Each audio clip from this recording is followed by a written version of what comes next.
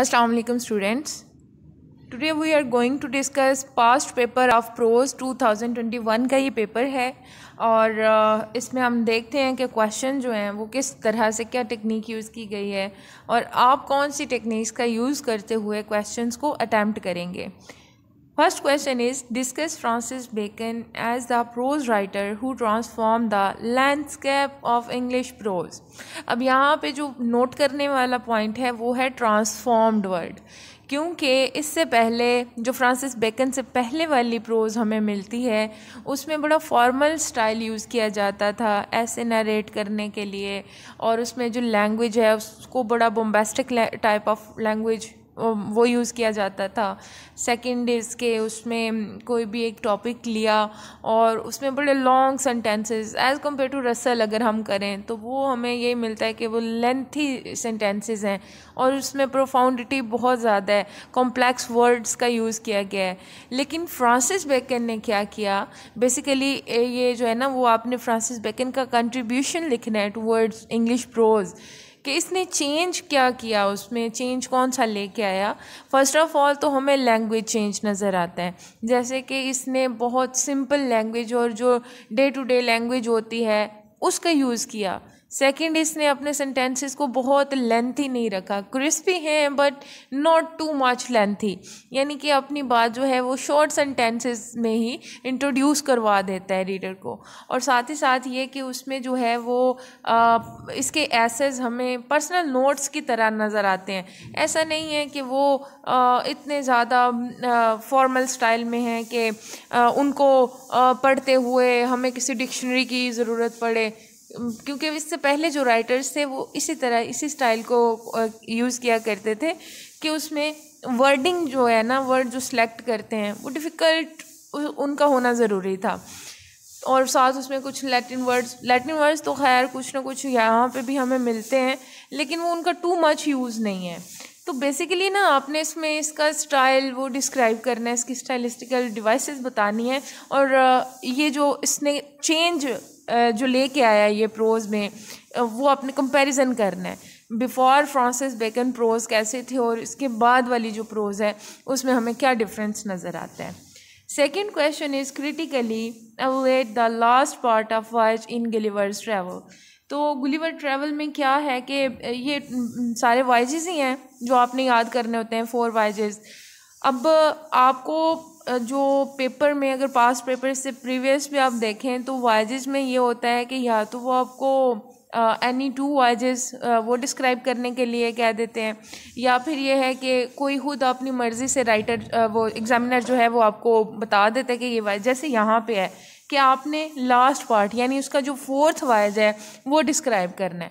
तो 4th voyage जो है ना वो इसका बड़ा कंपल्सरी सा है, बिकॉज़ उसके अंदर हमें नज़र आता है कि वो जो है गुलिवर वो किस तरह से अपनी जो उसकी थिंकिंग होती है ना वो चेंज हो जाती है पूरी ह्यूमैनिटी के बारे में. उससे पहले में हमें नज़र आता है कि वो काफ़ी जो है वो एक तरह से लोगों को चेंज करना चाहता है, सोसाइटी को, लेकिन लास्ट में वो बस अब कंप्रोमाइज़ कर लेता है कि जो सोसाइटी है या जो ह्यूमन बीइंग्स हैं ये चेंज नहीं हो सकते. और वो फिर उसका हमें बड़ा एक अनोइंग एटीट्यूड नज़र आता है जिसमें कि वो कहता है कि जो हिनम्स हैं यानी वो जो घोड़े हैं वो बेहतर हैं इंसानों से और वो उन्हीं के साथ रहने को प्रेफर करता है. तो ये सारी डिटेल जो है ना आपने 4th वॉयज की वो बता देनी है इसमें. Third question is what according to Russell are the functions of a teacher in the light of his arguments, how do you look at the role of teacher in contemporary life. अब यहाँ पे आपको 2 statements दी गई हैं.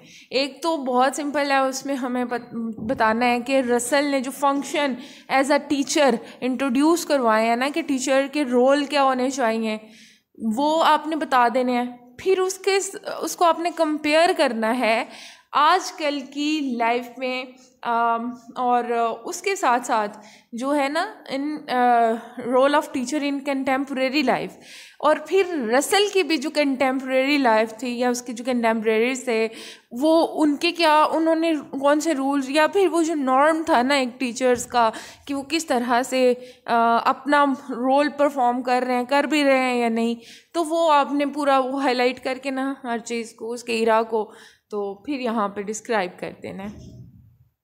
Fourth question is the debate about colonialism outdated? Discuss in the light of the arguments given by Edward Said.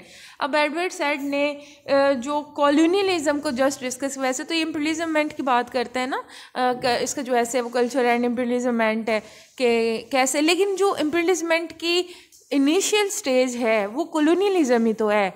यानी कि जो इन्वेंडर्स होते हैं ना वो सबसे पहले अपनी कॉलोनीज़ को डेवलप करते हैं और फिर आहिस्ता आहिस्ता वहाँ पे इम्पीरियलिज्मेंट को कायम कर देते हैं, यानी साम्राज्यियत आ जाती है।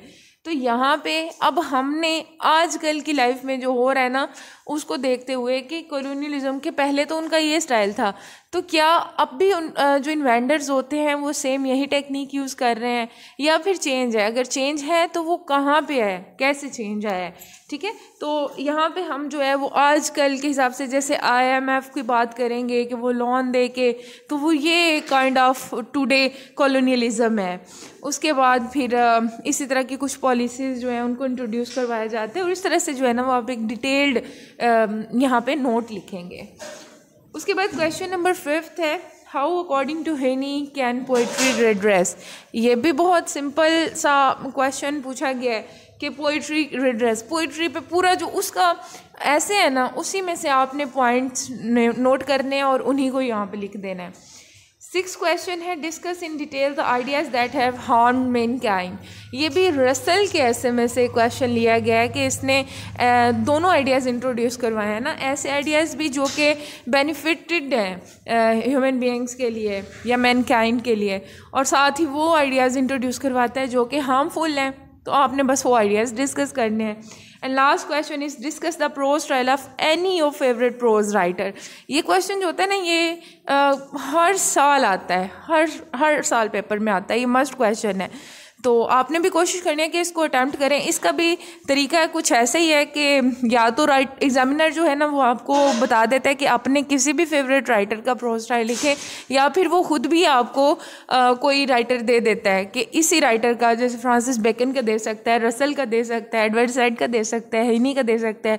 तो आपने फिर ये करना है कि आपके जो प्रोज राइटर्स है ना 5, आपने सबका ही प्रोज स्टाइल उसको याद कर लेना है ताकि पेपर में कोई भी क्वेश्चन आ जाए, अगर तो वो खुद भी आपको कोई राइटर सिलेक्ट करके दे देता है तब भी आप लिख सकें, और अगर आपको अपने फेवरेट राइटर के बारे में लिखने के लिए कहा जाता है तो फिर भी आपके पास एक्स्ट्रा चॉइस हो। और प्रोज स्टाइल जो होता है वो क्या होता है, उसको कैसे लिखना चाहिए, इस पर ऑलरेडी मैं काफ़ी डिटेल्ड वीडियो अपलोड कर चुकी हूँ, तो जिन स्टूडेंट्स को समझ नहीं आती कि प्रोज स्टाइल में क्या लिखना है वो वीडियो देख सकते हैं। अब नेक्स्ट जो हमने पेपर डिस्कस करना है वो होगा अमेरिकन लिटरेचर का, उसके बाद हम MA पार्ट 2 के पेपर जो हैं वो डिस्कस करेंगे। स्टे कनेक्टेड एंड अल्लाह हाफिज़।